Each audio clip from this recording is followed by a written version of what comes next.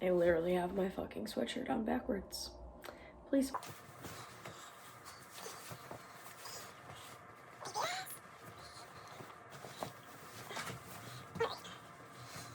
Am I wearing the same sweatshirt that I wore in my last video? Probably. But I washed it, and I really like this sweatshirt because it's fucking comfortable. So here we are. Welcome back, everyone, to my channel. Thanks so much for tuning in. I apologize for this meet recap being so late. I recorded this clip a few days ago and the audio did not sync up, so I'm praying to the Adobe Premiere Pro gods that this video syncs up. I look like a hot mess. No makeup. Hair is what? I got a scrunchie in. I got this sweatshirt on. We got a long day ahead of us, but I wanted to record this clip. We got great lighting in my kitchen by this nice window. So let's begin. Last week, a week ago today, I was literally, it's 10:49 a.m., so I was probably stepping on the platform right now for my very first squat. I competed in USA Powerlifting at the Massachusetts State Winter Classic. Not the state meet, just a local meet, but I was really excited to get back on the platform after about 4 months off. My last meet before this was 2019 Raw Nationals. And I was excited to get back on the platform and see what has happened since then. So I weighed in at about 82.2 kilos. I'm in the 84 kilo weight class. And from there, I kind of fed, drank, did all of that. I ate some ground beef, I ate some rice, I drank some Gatorade, I ate some candy, and then it was time to warm up. So I warmed up for squats. Squats felt absolutely awesome. I was so happy with how they were feeling on the day of the meet. For warming up for squats, you know, sometimes you think things can be hit or miss, especially I train at night usually, meets are usually in the morning, and so, you know, your body is not warmed up yet, but honestly, everything felt great during warm-ups, and I went out and I hit all 3 squats. So I hit my opener, which was 135 kilos or 297 pounds. Then I hit my second attempt, which was 145 kilos or 319 pounds. After my second squat, I was a little bit nervous just because, you know, the weight did feel heavy and it definitely moved slow. But I think more than anything, it got in my head and I kind of paused in the hole a little bit and then came back up, which was exactly what I did when I missed 155 in the gym. And so I came off the platform. Kevin was like, you know, we're going for 152.5. You're not going to be satisfied with 150. And I know that you'll smoke that. So we need to go to 152, which is a 2.5 kilo PR. So I let myself really think about visualizing the lift, really think about how I wanted to hit that weight, and I went out on the platform and I crushed it. It was definitely heavy. You could see in the video, probably an RPE 9.5. I don't think 155 would have been there, or if it would have been really, really slow. And I think I would have been gassed for the rest of the day. So I am really happy that we chose 152.5. And I said that to Kevin after the meet, and he even said, you know, we probably still would have gone for 152.5, even if you had hit 155 in the gym, because we just want to make sure that you are getting as many kilos as possible added to your total, which I completely agree with. So I'm really happy that we decided to go with that weight. And I was really happy with how squats went. So, you know, after squats, I came off the platform, I ate a little bit more, I drank some coffee, I kind of got ready to get in the mindset to bench. Bench is a little slower, right? Because there's a lot of moving of the rack, there's a lot of movement of the weights. So definitely the time in between attempts and the time between flights takes a little bit longer. Additionally, this meet was a 1 platform 3 flight meet, so it was pretty long. So I was in the second flight, and after my flight, the third flight still had to go, and it had about half raw lifters and half equipped lifters. So they definitely were taking their full minute on the platform for each lift. So I didn't bench, I think, until maybe 12:15 or 12:30 even. And so, you know, as I was getting ready to go bench, I warmed up, everything felt really light. I felt really confident going into bench. I felt, you know, I had hit 92.5 with a pause the week before, and the week before that I had hit 92.5 in a closer grip with touch and go. So I felt really confident that I would be able to hit. I hit 82.5 for my opener, flew. 87.5 for my second, flew. 92.5, stapled again. I was so mad. And I know exactly what I did. If you watch the video, which I'm sure I'm playing right here, you can see I brought it down to my chest. I was a little hesitant, and then instead of moving my chest up with the bar and pushing through my shoulders, I just flattened. And I can't recover when I do that because I'm not using the rest of my body, and my range of motion is not long enough where I'm really able to grind out a bench rep. It's either, it's going to get off the chest or it's really not. So I was really mad after that. I missed that just because I knew that I had the strength to hit it, and I was frustrated.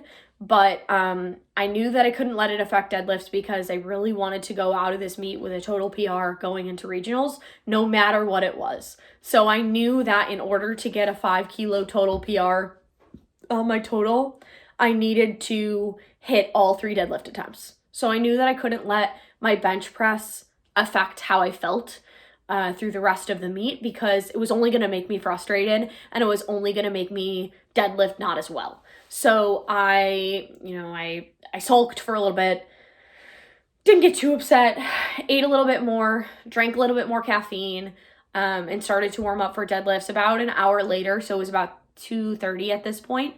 And honestly, everything felt really heavy, except for like my first 2 lifts, which, are like 40 and 50%. But everything after that felt really heavy. My last 3 warm-ups felt heavy, and even my first attempt definitely, if you're watching the footage, you can tell that it was still really fast. It wasn't heavy enough to make it slow down in any capacity or have my form break down at all, but it still felt heavy. And that made me nervous. So my second attempt, I kind of hinged a little bit, but I don't know, I didn't really get into the right space, and it definitely still looks fast, but was heavy enough for Kevin to, note, like, we're going for this PR attempt. You need to get the fuck out of this. Like, you need to get out of your head, and you need to commit to pulling this lift and doing it the way that you do every other lift. Because if you pull this the way you pull every other lift, it will fly. And I was like, really? Are you sure? I don't know. I don't believe you. But I went into the back, I put in my headphones, I kind of walked around, paced around a little bit, and I got to watch my other 3 teammates lift on this day, which I think honestly was probably the most motivating thing for me.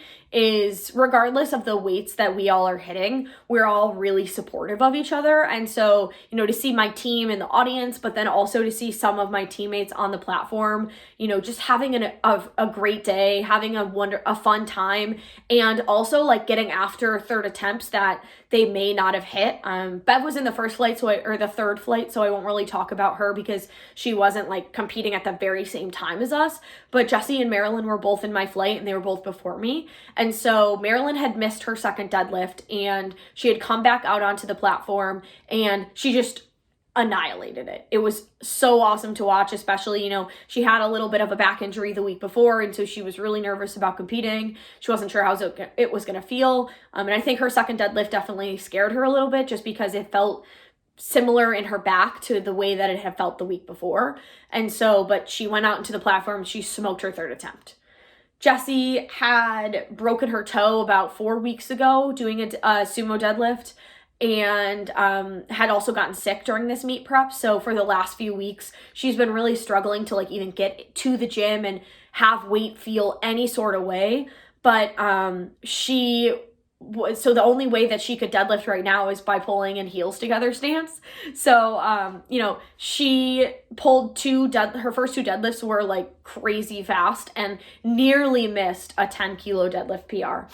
And I think the reason that she was able to go after that is just because of the tenacity and the intensity that we bring in the gym and to competition. Like, we are ready to go and compete. And so, those 2 lifts really motivated me. Like, yo, you cannot fuck this up, Alyssa. You have to get after this shit.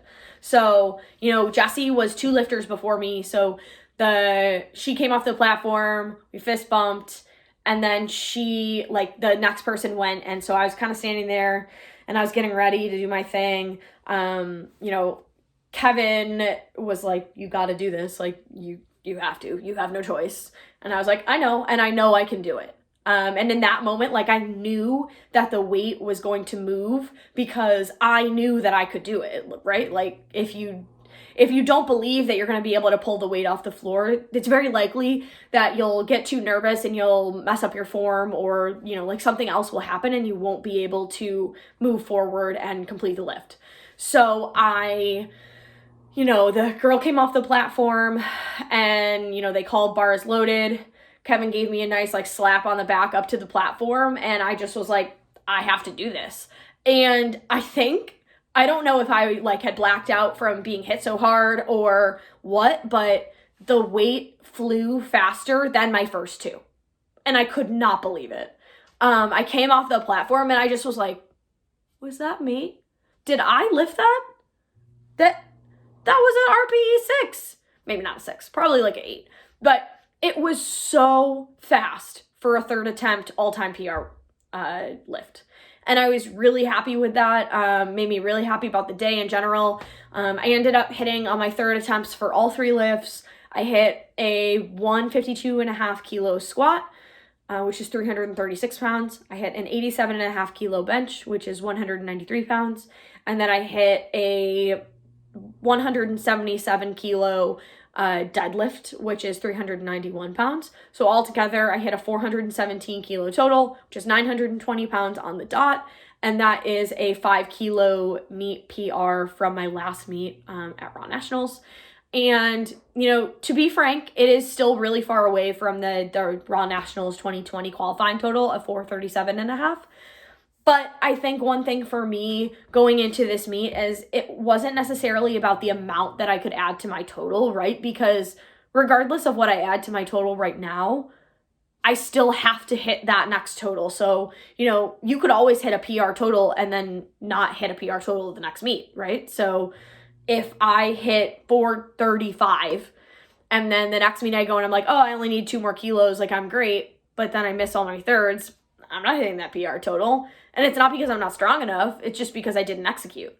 So I think the direction that I wanted to go in going into regionals, which is today is 19 weeks away, I wanted to go in the direction of knowing that I was moving forward and I was making progress. Regardless of how many kilos I added to my total, I wanted to know that I was moving in the right direction so that in 19 more weeks, I can show all of, you know, the region what I've accomplished really over the last year. Year to year, I am up 30 kilos on my total, which is amazing. And exactly what I was talking about in my last video with the 2.5 kilo mindset. If you go into every meet thinking that you want the bare minimum or like the next progression, it is so much easier to make incremental progress.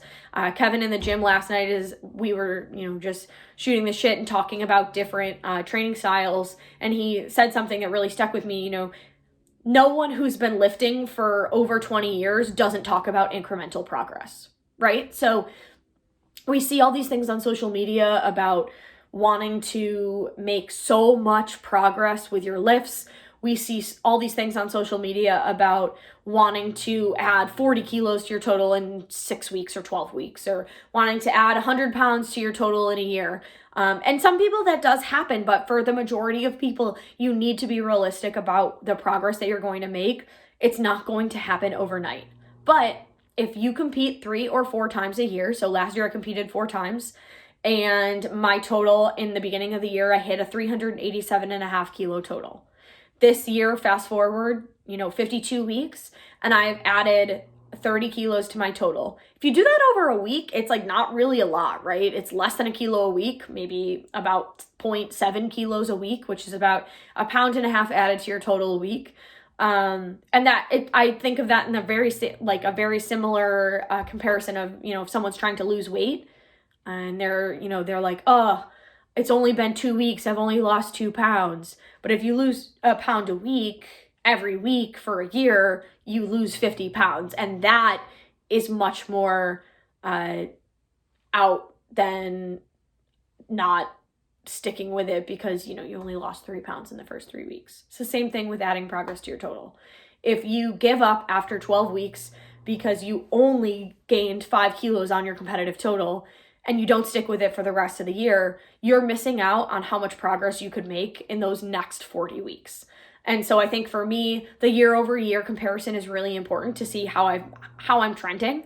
So last year, I hit bench. I've been like kind of back and forth on, but I've been hitting in the range of 85 to 92.5 at every meet, which is really good progress for me considering the year before that, my PR bench was like 77.5. My squat has gone from 140 kilos to 152.5, which is about 25 pounds added to my squat.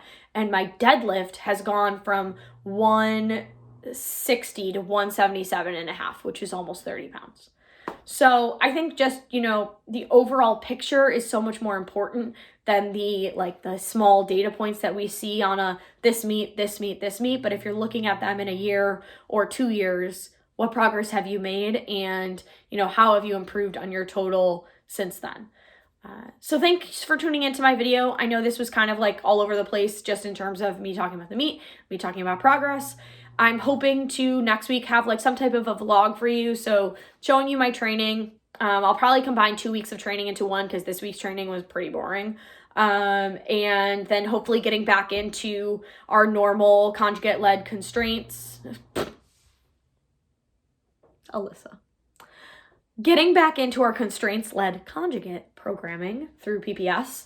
So I will be kind of documenting that whole progress and that whole process for everyone going into regionals. So consider this the first, I guess, regionals vlog, if you want to call it. I hate to say that because it's like so far away, but that is the next meet. So that is what we are focusing on right now, is getting stronger for regionals. But thanks for tuning in. If you don't subscribe to my channel, make sure you subscribe down below. Leave a comment if you like what you're seeing. Please let me know if you'd like to see anything specific, and I will catch you in the next one. Thanks, everyone.